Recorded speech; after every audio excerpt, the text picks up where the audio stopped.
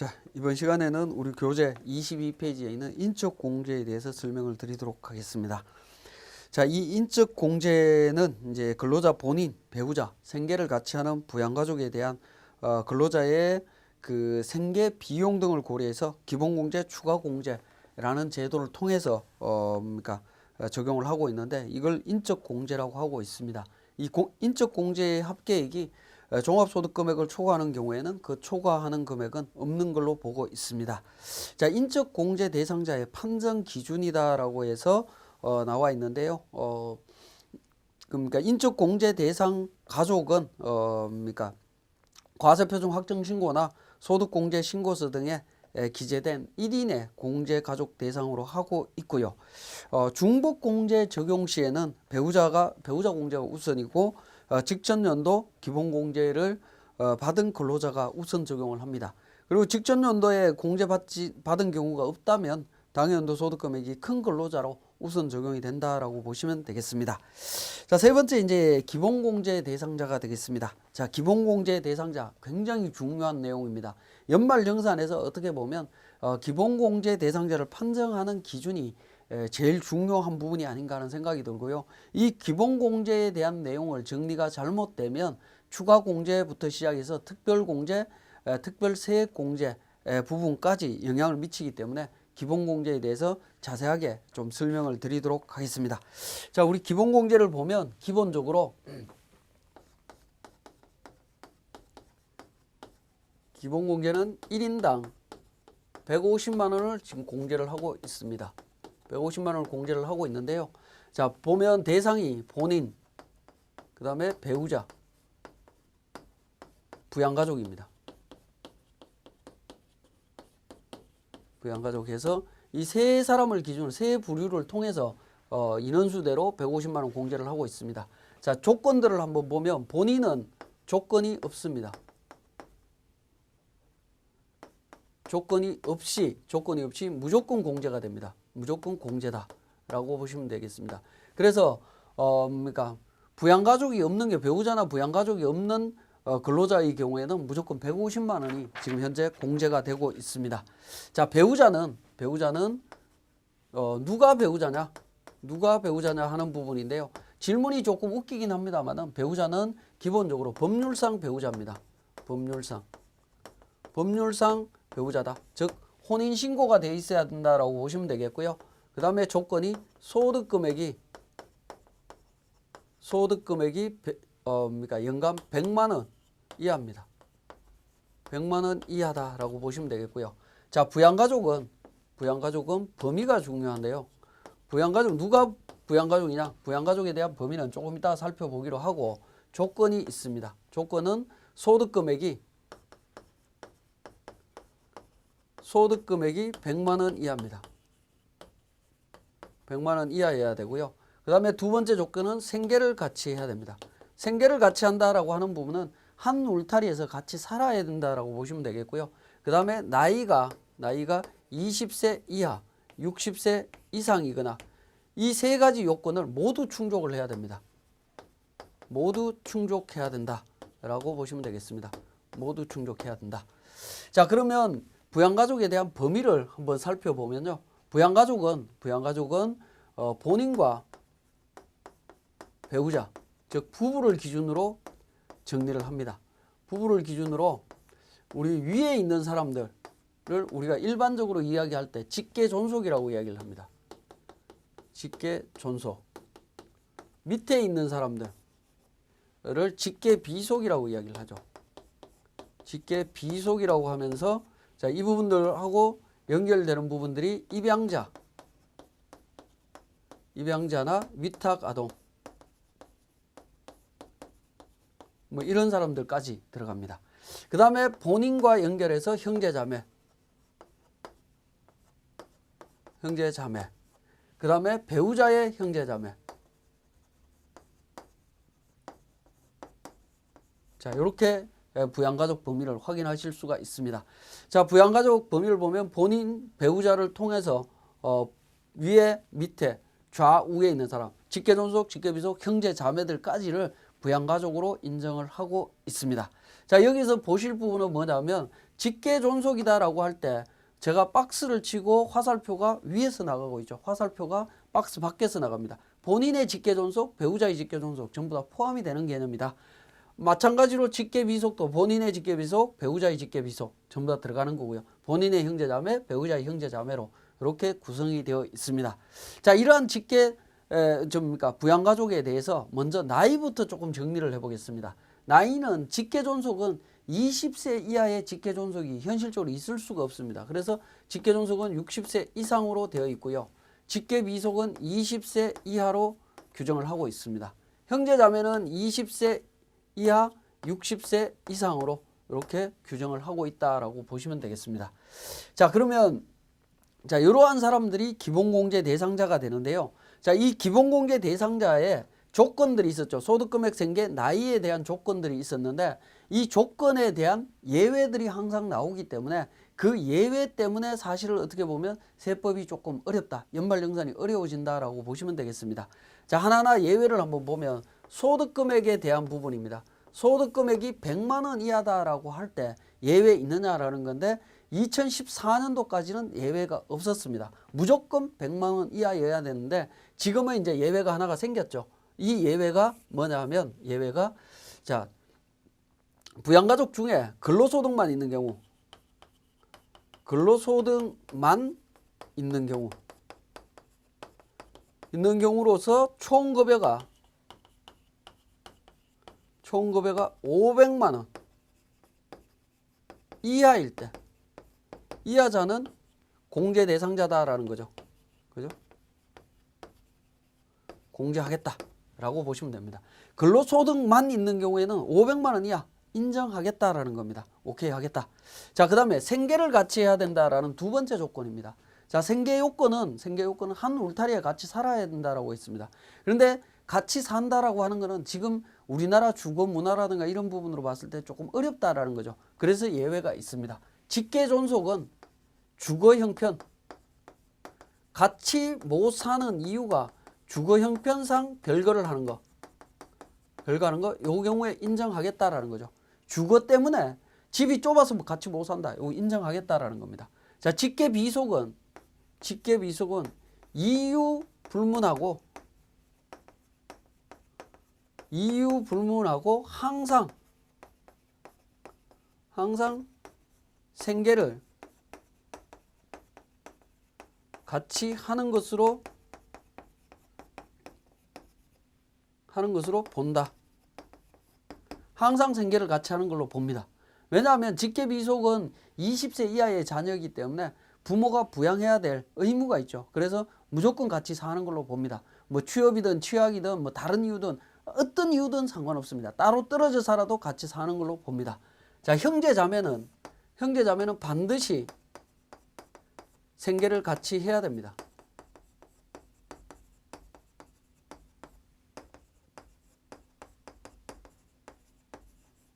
생계를 같이 해야 됩니다. 따로 떨어져 산다면 그 이유가 뭔지를 밝혀야 됩니다. 이유가 합당해야 된다. 그 이유라고 하면 취업, 취약, 사업상 형편, 뭐 질병 때문에 따로 떨어져 사는 경우 인정을 받을 수가 있습니다. 자, 그 다음에 나이에 대한 요건입니다. 20세 이하 60세 이상이라고 했는데 나이는 장애인일 때는 연령은 무시합니다. 나이를 안 따진다라는 거죠. 장애인일 때 이렇게 무시하고 판단을 해주시면 되겠습니다. 자, 이렇게 이제 각각의 예외 사항들이 나오고 있는데, 자, 기본적인 예외 사항들은 다 말씀을 드렸고요. 자, 그러면 이제 부양가족 중에 내용을 하나 더 봐야 되는 부분이 부양가족에 대한 배우자는 어떻게 될 거냐 하는 부분을 살펴볼 수가 있는데요. 직계존속의 배우자는 누구냐? 직계존속의 배우자는 아버지의 배우자는 어머니죠. 그렇기 때문에 직계존속에는 배우자라는 개념이 포함되어 있습니다. 그래서 직계존속으로서 공제가 됩니다. 그런데 직계비속에 대한 배우자, 아들의 배우자 사위, 딸의 배우자 사위, 아들의 배우자 며느리죠. 배우자는 공제가 안 됩니다. 본인의 형제 자매에 대한 배우자 공제 안 된다라고 보시면 되겠고요. 배우자의 형제 자매에 대한 배우자도 공제가 안 됩니다. 공제가 안 되지만 직계 비속에 대한 배우자는 직계 비속이 장애인이고 그 배우자가 장애인이면 이 경우에는 공제해주겠다. 공제 대상자다라고 보시면 되겠습니다. 그래서 제가 빨간색으로 조금 표기를 했습니다. 자, 이렇게 기본공제 대상자는 본인, 배우자, 부양가족을 대상으로 하는데 소득금액, 생계, 나이 요건이 충족이 돼야 된다라는 겁니다. 그러면 소득금액이 100만 원 이하, 생계를 같이 해야 된다. 나이를 20세 이하, 60세 이상 이렇게 하고 있는데, 자, 이거에 대한 판단 기준일이 언제냐 하는 겁니다. 판단 기준일은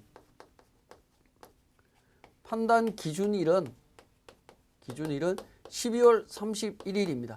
과세기간 종료일이라는 거죠. 12월 31일 현재 배우자가 법률상 배우자여야 되고 소득금액 100만 원 이하여야 되고요. 부양가족은 소득금액 100만 원 이하, 생계, 나이 요건이 충족이 돼야 된다라는 겁니다. 그래서 이 요건들을 따지면 나이에서 약간 문제가 생길 수 있는데요.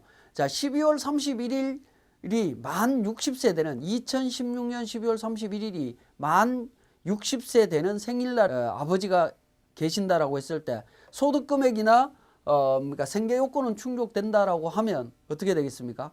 기본공제 대상자가 되느냐는 겁니다. 만 60세니까 딱 60세 이상은 60세도 들어가죠. 그래서 공제 대상자가 됩니다. 자, 예를 들어서 1월 1일 2016년 1월 1일 만 60세 되는 생신날이다. 아버지가.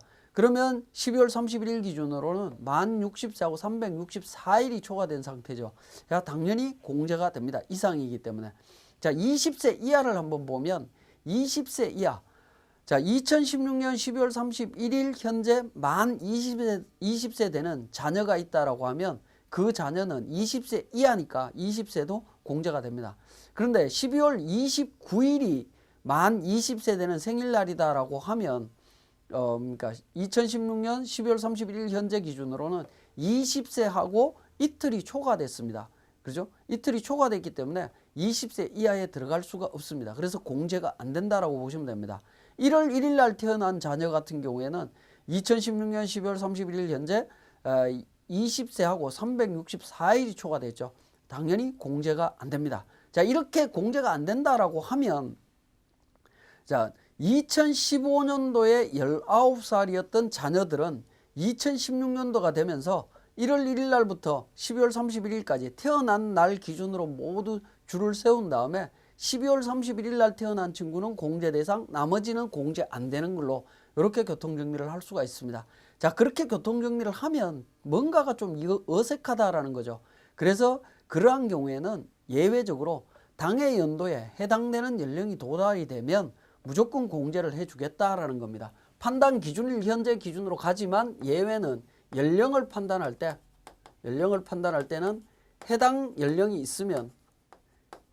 연령이 있는 경우에는 그때는 공제해준다. 초과 이상 이하 이런 거 따지지 않고 그냥 공제를 해준다라고 보시면 되겠습니다. 자, 그 다음에 예를 들어서 12월 30날 연세가 90인 할아버지가 돌아가셨다라고 하면 기본공제 대상자가 되겠느냐 하는 겁니다.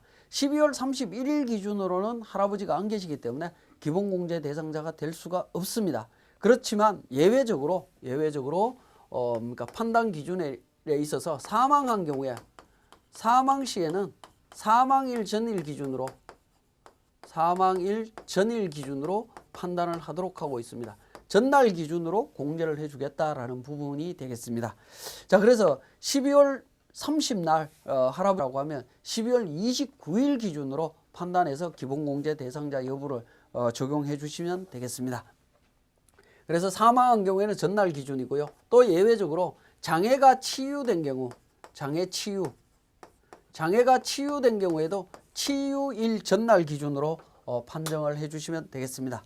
자, 그러면 예를 들어서 아버지 연세가 만 60 회갑년이 올해 있습니다. 2016년도에 있는데 2016년도 7월 5일 날 회갑년을 하기 위해서 그러니까 우리 예약돼 있는 장소로 이동하다가 불행히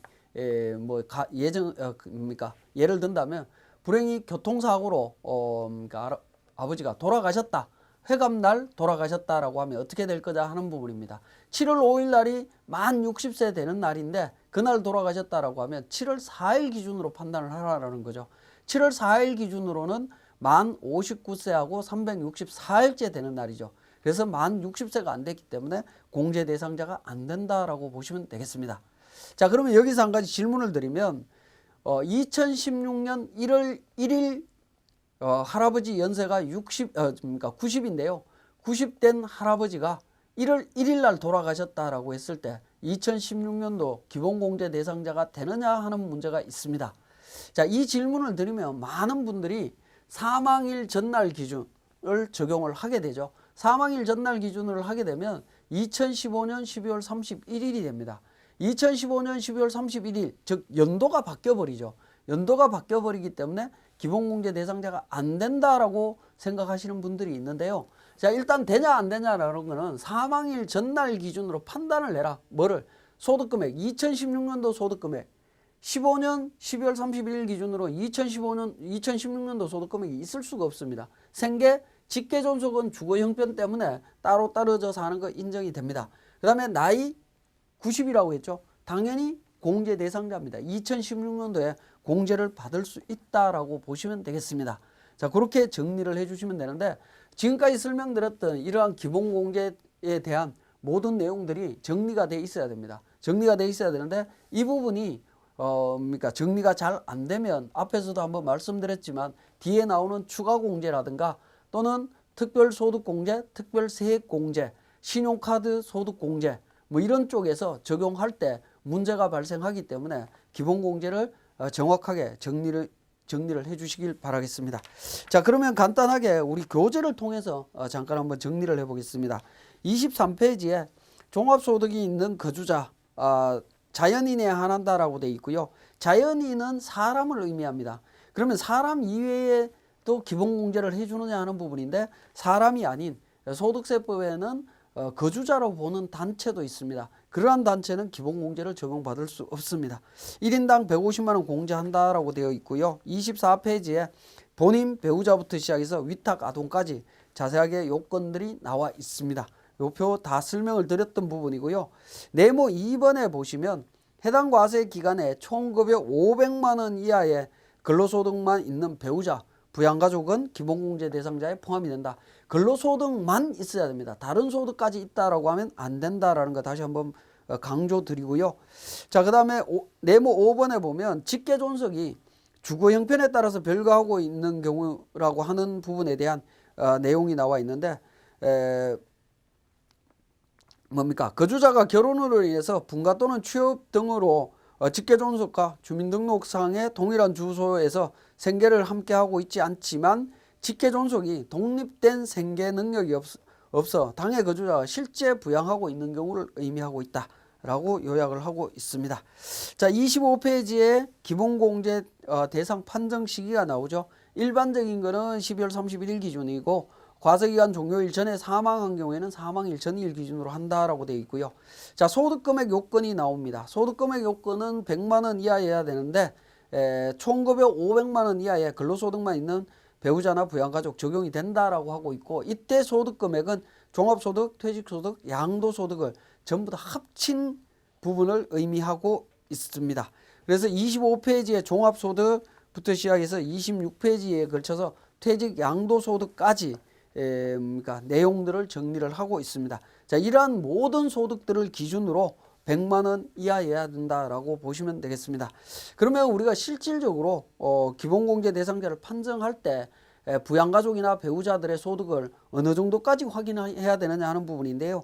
26페이지에 보면 기본공제 대상자 중에 해당 과세 기간에 다음의 소득이 있는 경우에는 대부분 공제 대상자가 될 수 없다라는 겁니다. 첫 번째, 맞벌이, 즉 근로소득이 있는 배우자가 있느냐, 부양가족이 있느냐. 대부분은 연봉이 500만 원 이상이라고 보시면 되겠죠. 그렇기 때문에 근로소득이 있는 경우에는 기본공제 대상자가 거의 대부분 될 수가 없습니다. 사업소득이 있는 경우에는 종합소득 신고할 때 결산이 완료되어 봐야 알겠지만 대부분은 적용받을 수 없다라고 보시면 되겠습니다. 퇴직소득이 있는 경우 퇴직금을 받았다라고 하면 퇴직금은 최소한 한 달치 급여 이상이 나옵니다. 한 달치 급여, 월 100만 원 급여 이상인 자들은 퇴직금이 1년 지나면 1개월치 퇴직금이 나오기 때문에 이때는 그러니까 기본공제 대상자가 될 수가 없습니다. 대부분. 네 번째, 양도소득을 납부한 실적이 있느냐. 양도소득을 납부했다라고 하면 소득 금액은 250만 원 이상이 됩니다. 이런 경우에도 적용받을 수가 없습니다. 물론 이거 이외에도 여러 가지 사항을 고려해야 되겠습니다만은 우리가 한 4가지 정도를 체크해 볼 필요가 있다라고 판단이 돼서 제가 요약을 했습니다. 자, 그 다음에 기본공제 제외 대상자에서 이혼한 배우자, 사실혼 관계에 있는 배우자, 혼인신고가 안 돼 있다라는 거죠. 그 다음에 숙부, 고모, 외삼촌, 이모, 조카, 형제, 자매의 배우자 안 되는 걸로 되어 있습니다. 며느리, 사위 안 되는 걸로 되어 있고요. 예외적으로 직계 비속이 기본공제 대상자이고 장애인이고 그 배우자도 장애인이라고 하면 공제가 된다라고 말씀을 드렸습니다. 자, 27페이지에 있는 사례 부분 한번 참고적으로 한번 보시면 되겠고요. 자, 29페이지에 추가 공제가 되겠습니다. 자, 기본 공제가 제가 굉장히 중요하다라고 자꾸 말씀을 드렸는데 보시면 추가 공제는 거주자의 기본 공제 대상자가 즉 기본 공제를 받는 사람을 기준으로 추가 공제를 지금 적용하고 있다라는 거죠. 그래서 기본 공제 대상자 판정이 달라지게 되면 추가 공제부터 뒤에 나오는 공제가 다 달라질 수밖에 없습니다. 그래서 중요하다라는 겁니다. 대상자를 통해서 만 70세 이상이면 경로우대 공제 1인당 100만 원, 장애인인 경우에는 1인당 200만 원, 부녀자 공제, 총 종합소득 금액이 3천만 원, 근로소득만 있다라고 하면 총 급여가 4,147만 원 정도가 됩니다. 이하인 거주자에 대해서 배우자가 있는 여성의 경우에는 연 50만 원, 배우자가 없는 여성 거주자가 기본공제 대상 부양가족이 있는 세대주 연 50만 원 해서 각각 공제를 받을 수가 있습니다. 자, 요건에 맞는지 한번 판단해 보시고요. 네 번째, 한부모 소득공제입니다. 해당 거주자가 배우자가 없는 사람으로서 기본공제 대상자인 직계 비속 또는 입양자가 있는 경우에 연 100만 원 소득공제를 해주는데 한부모 소득공제하고 부녀자 공제가 중복 적용될 때는 큰 금액인 한부모 소득공제를 적용을 해줍니다. 자, 위에서 장애인 공제에 대한 부분 말씀을 드렸는데 장애인은 장애인복지법에 의한 장애인, 국가유공자 등 예우 지원에 관한 법률에 따른 상위자 또는 상위자와 유사한 자로서 근로능력이 없는 자까지 장애인으로 보고 있고요.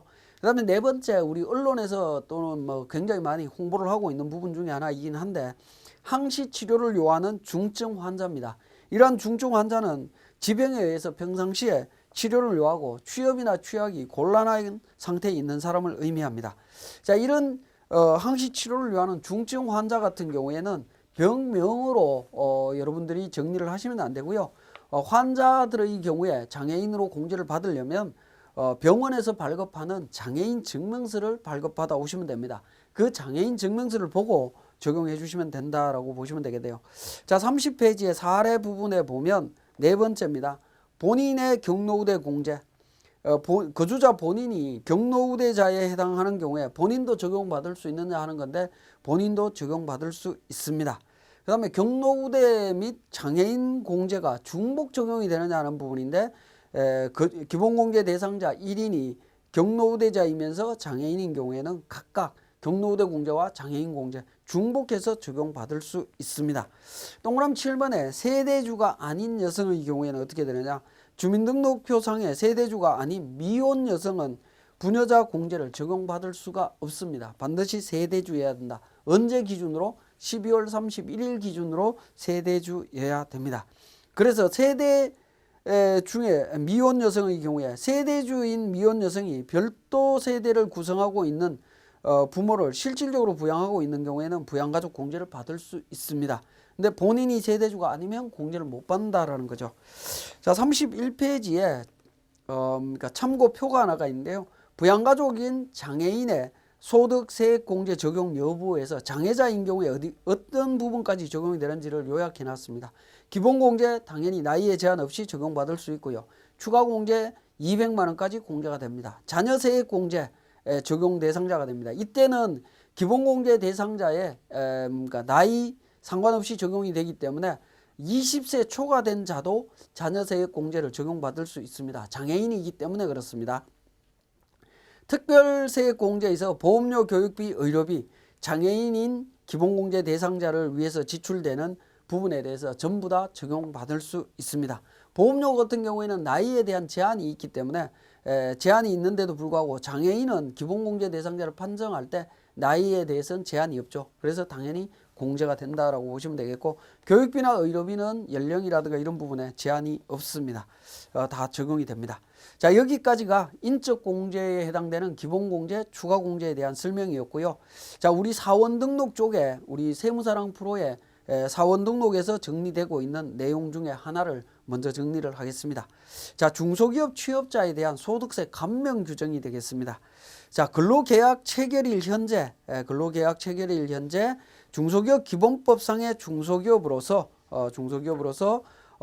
그러니까 나이가 15세 이상 29세 이하 또는 60세 이상인 사람 또는 장애인인 사람들을 그러니까 사람들이 취업을 하게 되면 취업일로부터 3년이 되는 날이 속하는 달에 발생하는 근로소득세를 70% 감면해주고 있습니다. 70% 감면해주고 있는데, 소득 감면 기간은 소득세를 감면받는 사람이 다른 중소기업체에 취업하거나 해당 중소기업체에 재취업하는 경우에 관계없이 소득세를 감면받은 최초 취업일부터 적용을 합니다. 이미 감면 적용받고 있던 사람들이 퇴사를 하고 우리 회사로 다시 들어왔다라고 했을 때 새로운 규정을 적용하는 것이 아니라 기존 감면 규정을 연속해서 연결해서 받는다라고 보시면 되겠습니다. 그래서 33페이지에 감면 대상 중소기업 업체가 나옵니다. 중소기업체란 중소기업 기본법에 의한 중소기업을 의미하고요. 그 중소기업들 중에서 농업부터 수리업까지 이 업종을 영위하는 기업이어야 됩니다. 주된 업종을 한번 보면 제조업, 건설 도소매, 운수, 음식점, 여론조사업, 수리업 뭐 이런 부분이 되겠습니다. 자, 이러한 업종들은 우리 회사가 이 업종에 해당이 되는지 여부는 반드시 통계청 사이트에 있는 표준산업 분류에서 분류 기준으로 판정해서 적용 여부를 확인하시면 됩니다. 제외 업종을 한번 보면 전문과학 기술 서비스업 중에 전문 서비스업, 그 다음에 보건업, 금융보험업, 예술 스포츠 여가 관련 서비스업, 교육 서비스업, 기타 개인 서비스업, 이러한 업종들은 안 된다라는 겁니다. 그래서 법무법인이나 회계법인, 세무법인 이런 쪽들은 중소기업에 해당이 되지 않기 때문에 적용받을 수가 없습니다. 그러나 이제 관세사 같은 경우에는 관세사는 표준산업분류의 내용을 찾아보시면 운수업으로 분류되어 있습니다. 그래서 중소기업 업종에 해당이 됩니다. 그러니까 여러분들 회사가 중소기업에 해당이 되는지 안 되는지는 반드시 확인하신 후에 적용하셔야 된다라고 보시면 됩니다. 중소기업 업종 중에 우리 교재에 있는 농업부터 수리업에 해당이 되는지 반드시 확인하셔야 됩니다. 자, 다섯 번째에 있는 33페이지에 취업기간 요건 및 감면율 해서 2012년부터 13년도까지는 입사한 친구들은 100% 감면을 해주고 있고요. 15년도까지 취업한 청년 60세 이상 장애인인 경우에는 50%, 16년도부터 취업한 친구들은 70%인데 앞에 100%, 50%는 감면 한도가 없습니다만은 70%는 감면 한도가 연 150만 원까지 있다라는 걸 확인하시고요. 자, 34페이지에 감면 신청이 되겠습니다. 감면 신청은 감면 신청 기간 경과 후에 감면 신청서를 제출하더라도 감면을 적용받을 수 있다라는 얘기가 있습니다. 그래서 그러니까 연도 중에 감면을 적용 못 받은 분들은 그러니까 감면 신청서를 제출하셔서 감면을 받으시면 되겠고요. 2015년도에 만약에 감면 대상자인데도 불구하고 감면을 적용 못 받았다라고 하면 경정 청구를 통해서 할 수 있다라고 보시면 되겠습니다. 자, 35페이지에 9번에 중소기업 취업자 소득세 감면 주요 예규라고 해서 첫 번째 있는 부분 보면 근로계약 체결일 현재 29세 이하라고 이야기를 하고 있는데, 이때 29세 이하라고 하는 범위를 만 30세 미만인 경우 29세 이하로 포함하고 있습니다.